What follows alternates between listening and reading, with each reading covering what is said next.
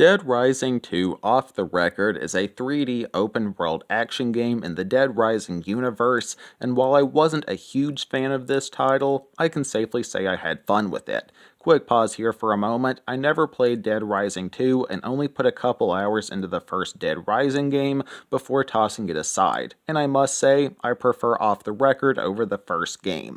Okay, on with my review. The game consists of two modes, a story mode and a sandbox mode, and combined between the two, I probably put somewhere between 15 to 20 hours into this game, with a couple hours of that just being cash grinding for a quest that requires you to raise $1 million. The story mode is on a timer for the entire game, excluding a little sliver from the very start of the game, and the game is divided up into multiple time chunks. A 72 in-game hour chunk while waiting for the military to arrive after the zombie outbreak, and a 24-hour chunk after that to save the survivors from a napalm bombing, and overtime, something I'll discuss later, while the sandbox mode is thankfully not on a timer, so you can play it at your own leisurely pace.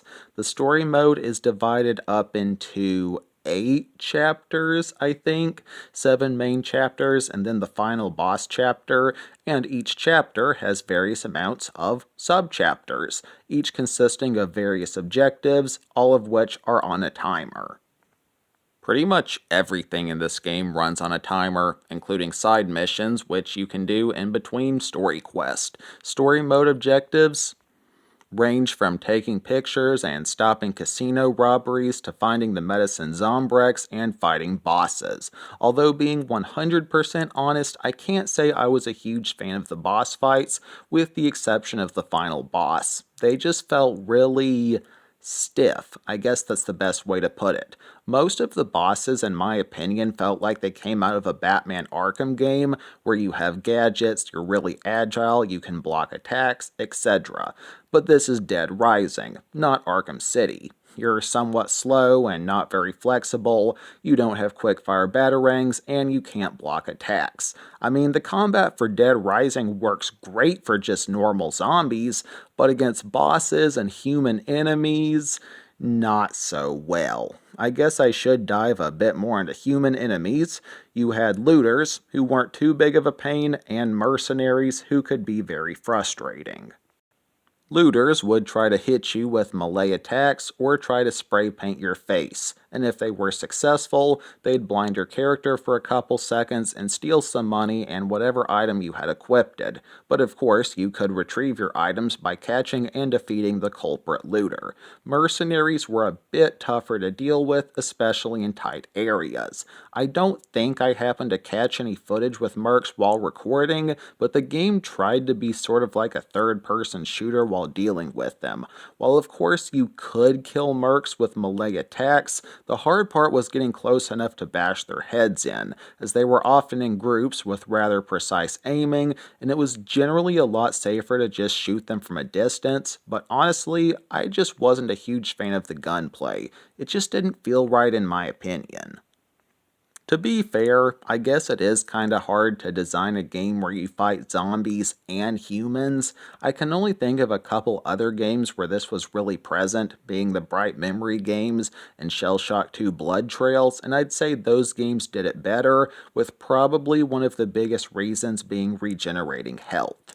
And that's a semi-issue I have with Dead Rising, the health system. It was more than a little frustrating at times.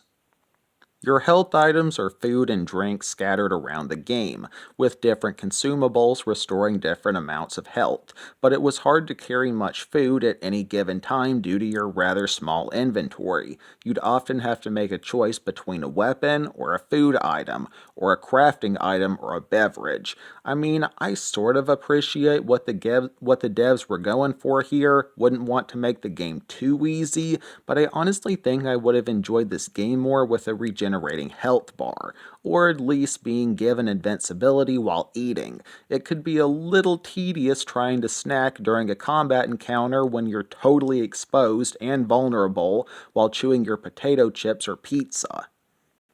Well, moving on from food, let's talk about other usable items. One of the main selling points of Dead Rising, and something it's very famous for, is that pretty much everything not nailed down in the game as a weapon, excluding food of course, ranging from guitars and swords to road cones, water guns, and playing cards, with items varying in effectiveness. Obviously, the broadsword is much better at Zed slaying than a water gun, but you can combine items together to make really powerful weapons, like the spiked baseball bat, an electric wheelchair with machine guns, a deadly propane fireworks bomb, etc. And you can unlock new recipes with level ups by finding certain movie posters or by doing side quests.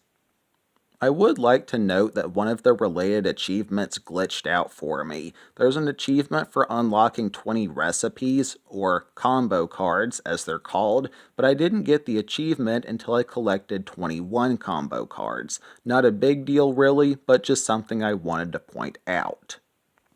And that largely sums up the story mode. Now for overtime. I'm guessing it's only obtainable if, spoiler alert, you save the villain TK from becoming a Zed by giving him Zombrex, as after the story is finished, he sends you on tasks and has a boss fight if you want to save the character Rebecca, who he's taken hostage. Now I myself was burnt out by the time I finished the story and just googled what happens in overtime, but apparently it has two different endings and TK is a super tough boss from what I read, and this game has at least 3 different endings in total, I guess. I read somewhere that said 6 endings, but another site said 7.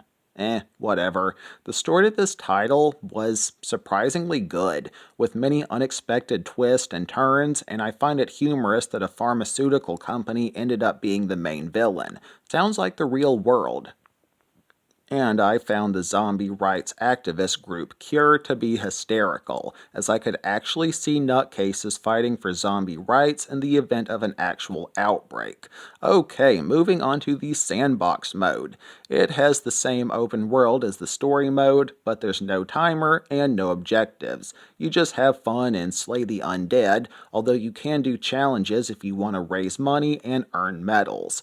I praise the sandbox mode for the fact that your level progress and earned money in the sandbox mode carries over into the story. I just wish I'd learned that earlier in the game. The last real game mode I won't consider in reviewing this game as its DLC, and that is the Game Breaker mode, which I purchased before the 360 store closed. It's exactly what it sounds like. Breaking the game. You can't save or unlock achievements while it's active, but you can change the game around you by doing things like making all zombies a one-hit, making them dumb, adding XP with the push of a button, stuff like that for when you just want to clown around. I'm honestly glad this game didn't take itself too seriously with stuff like the Game Breaker mode.